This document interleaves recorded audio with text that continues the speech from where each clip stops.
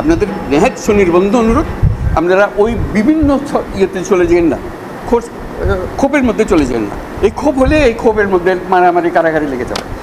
একত্রই আসেন, এক আইন, যে আমাদের আইনের অধিকার দিতে হবে। আজকে যেটা বললেন যে আমরা আইনের অধিকার পাই না, আমাদের বিচার হয়, এইটাই হলো আসল জিনিস। বিচার ব্যবস্থা আমাদের দিকে তাকায় না, পুলিশ আমাদের দিকে তাকায় না, কিছুই আমাদের দিকে তাকায় না। কারণ আমি অধিকারটা প্রতিষ্ঠা করতে পারি নাই, আমাদের নীতিটা আমরা প্রতিষ্ঠা করতে পারি। আমরা যে প্রাতিষ্ঠানিক আয়োজন করেছি এটা বায়াস একটা।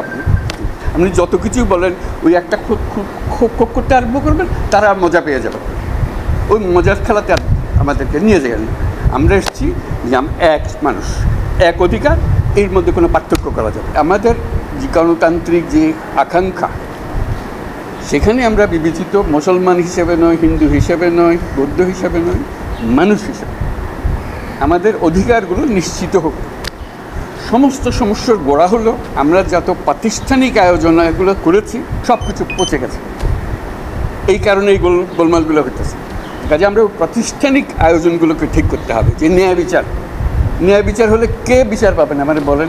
আমাদেরকে একটু সাহায্য করেন, আপনারা ধৈর্য ধরেন, করতে পারলাম কি পারলাম না সেটা পরে বিচার করেন। যদি না পারি আমাদেরকে দোষ দেন।